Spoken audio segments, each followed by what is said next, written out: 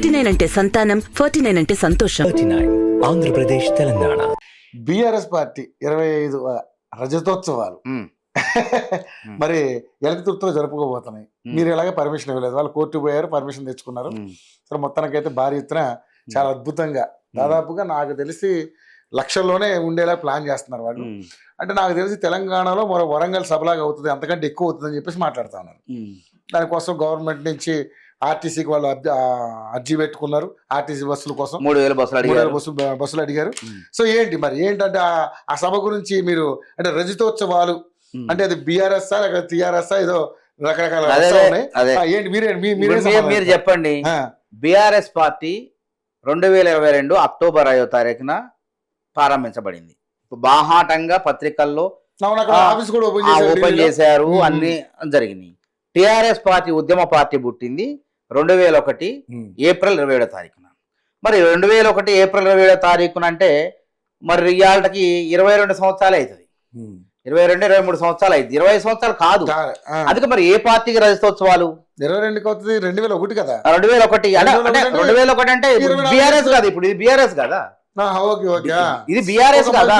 మధ్యలో 3 ఏళ్ళు తీసేసారు. 3 ఏళ్ళు మరి 3 ఏళ్ళు పోతే ఎట్లయితుంది? 3 ఏళ్ళు తీయాల్సిందే కదా. 2022లో టిఆర్ఎస్ ని బీఆర్ఎస్ అని చెప్పి పెద్ద ఎత్తున వైభవంగా ఆ పార్టీని అట్టహాసంగా ప్రారంభించారు. అక్టోబర్ 5వ తారీఖున పార్టీ వాళ్ళదే కాదు, అట్లనే కాదుగా. పార్టీ మార్చినప్పుడు రజతోత్సవాలు ఎట్లయితే? పార్టీ బీఆర్ఎస్ అనే దాన్ని 2022లోనే దాన్ని సమాధి చేశారు.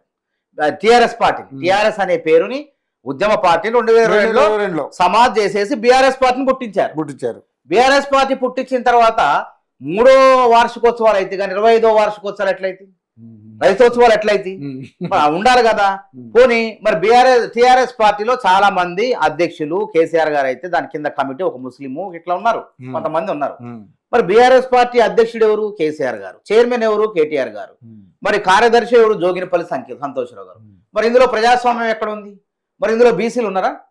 బీఆర్ఎస్ పార్టీలో మరి బీసీలు అన్న కవిత గారు ధర్నా చేసింది కదా. అరే బీఆర్ఎస్ పార్టీ వ్యవస్థాపక నిర్మాణ సంస్థలోనే బీసీలే లేరు అందులో.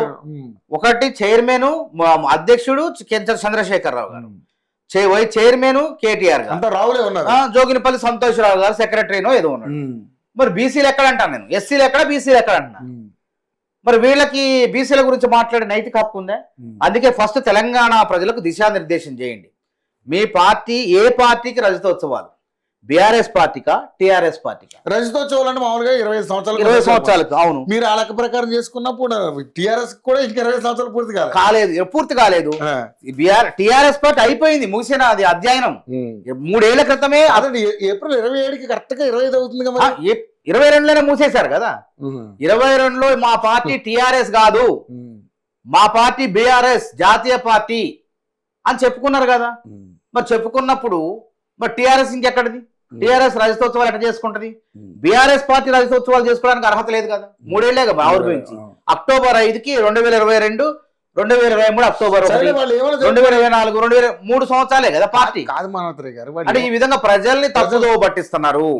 ఉద్యమ ఆకాంక్షలకు విరుద్ధంగా పోయారే కాబట్టి వాళ్ళకు తెలంగాణ ప్రజలు బుద్ధి చెప్పారు. కళ్ళ ముందు కనపడుతుంది. అరే అధికారం అప్పచెప్పి ఉద్యమ పార్టీ తెలంగాణ ప్రజల ఆస్తి అనుకున్న పార్టీని వీళ్ళు ఇష్టం వచ్చినట్టు జేబు సంస్థ లెక్క మార్చుకున్నారు. ఇష్టం వచ్చినట్టు ఉద్యమ ద్రోహులను అందరం ఎక్కించారు. అందరం మాకు వచ్చి చెప్పాలన్న ప్రజలు గుర్తు చేయాలంటున్నా. మీరు ఎవరు ఏ పార్టీ రజతోత్సవాలు జరుపుతున్నారు? టిఆర్ఎస్ అయితే 2022లో సమాధి చేశారు. మరి బీఆర్ఎస్ అంటే అక్టోబర్ 5, 2022లో ప్రారంభం. ఇప్పుడు మీరు ఈ క్వశ్చన్ అడిగారు కదా, మళ్ళీ మేము టిఆర్ఎస్ జరుపుకుంటాం అంటారు. ఇక వాళ్ళ కర్మ అది. ప్రజలు చూస్తూనే ఉంటారు కదా, మేము జరుపుకుంటాం వాళ్ళ కర్మ. 3 ఏళ్ల క్రితం పుట్టిన బీఆర్ఎస్ ఉత్సవాలు జరుపుకోవాలి, వార్షికోత్సవాలు జరుపుకోవాలి, కానీ రజతోత్సవాలు జరుపుకోవడానికి హక్కు లేదు వాళ్ళకి. టిఆర్ఎస్ పార్టీని ఎప్పుడో సమాధి చేశారు కాబట్టి ఆ పార్టీ చచ్చిపోయి 3 ఏళ్ళు అయింది.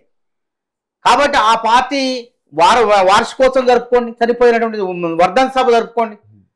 మరి సమాధి చేశారు కదా. మరి దాన్ని ఆ పార్టీని సమాధి చేసి ఈ పార్టీని పుట్టించారు. పుట్టిన దానికి పుట్టినరోజు 3వ పుట్టినరోజు జరుపుకోండి. సచ్చినటువంటి 25 వర్ధంతులు జరుపుకోండి. మరి చనిపోయిన పార్టీ కాబట్టి ఇది ఇష్టం లేదు. ఇది తలాతోకా లేకుండా ఆవేశపడి అధికారం ఉంది కదా అని చెప్పి ఇష్టం వచ్చినట్లు మొత్తం కూడా సెంటిమెంట్ తో రాజకీయాలు చేయబట్టే ఈ గతి పట్టింది. సెంటిమెంట్ రాజకీయాలు ఇప్పటికీ రగులుస్తున్నారు వాళ్ళు. అంతే తప్పకుండా దానివల్ల ఆంధ్ర తెలంగాణ తేటం మళ్ళీ ఫీలింగ్ తేటం ఈ రకరకాల ప్రయత్నం చేద్దాం ప్రజలు ఆ ఉచ్చులో పడట్లే ఇప్పుడు కూడా పడరు